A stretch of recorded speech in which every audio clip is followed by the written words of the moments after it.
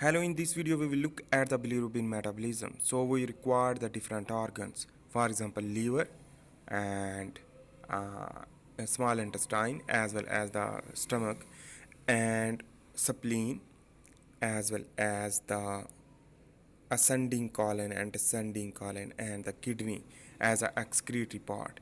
So here is the duodenum, and which that is the proximal small intestine, while the ileum is the middle, and the ascending jejunum is the distal small intestine.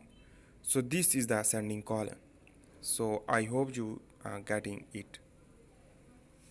So here is the blood circulatory system, and the spleen is basically is the splenic circulation is occur in the spleen for the breaking down of the red blood cell. So here is the kidney used as a excretory organ. So in this way we will discuss the bilirubin metabolism, so the breakdown of the red blood cell to produce bilirubin. So let's here is the we will understand from first is the red blood cell. After 120 days the volume will be increased, so the volume will be increased of the red blood cell, and lifespan will be when decreased. So if the volume will be decreased, so the red blood cell will be go into the spleen. So when go into the spleen after 120 days, the complete lifespan of the red blood cell. So the RBC will go into the spleen through a circulatory system. So the circulatory system will absorb that is the red blood cell will carry in from the circulatory system into the spleen. So when go into the spleen, convert into the globin and heme. This globin also convert into the amino acid, again reuse, and the heme oxygenase enzyme will separate the ferric and reuse this ferric, while on the other hand the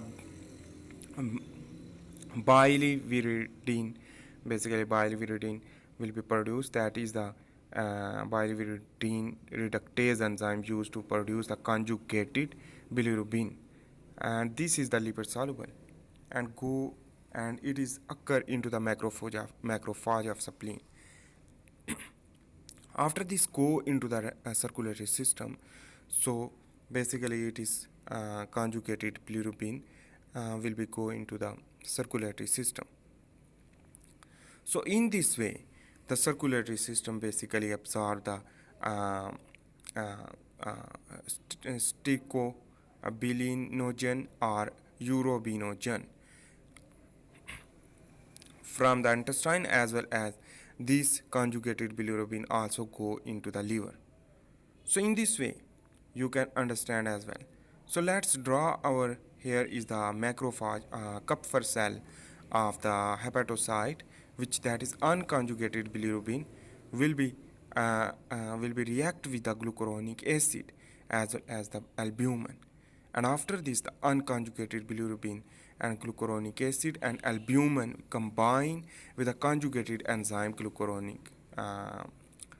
conjugated enzyme for the conjugation of the glucuronic acid to produce the conjugated water soluble bilirubin, and it is stored into the gallbladder, and after this gallbladder basically when released from the gallbladder to move into the duodenum, and in the duodenum through a common bile duct. So you can see in this diagram to understand as well. Here is the storage, and it is move into the basically into the small intestine. After the small intestine, this is the lumen and contain a conjugated bilirubin. This conjugation is due to the albumin attachment and glucuronic acid. So I hope you make sense about this, and this will be go into the jejunum to move into the ascending colon, where the absorption or excretion will be occur into the feces. So let's draw here is to understand basically when here is the descending colon we will discuss. So the descending colon contain a microbiota, a microbiome basically. through near to the cecum also, ascending colon also. So this conjugated bilirubin, basically albumin containing bilirubin, will be unconjugated bilirubin due to the alpha glucuronidase enzyme. This alpha glucuronidase enzyme will separate the conjugated bilirubin into the unconjugated bilirubin.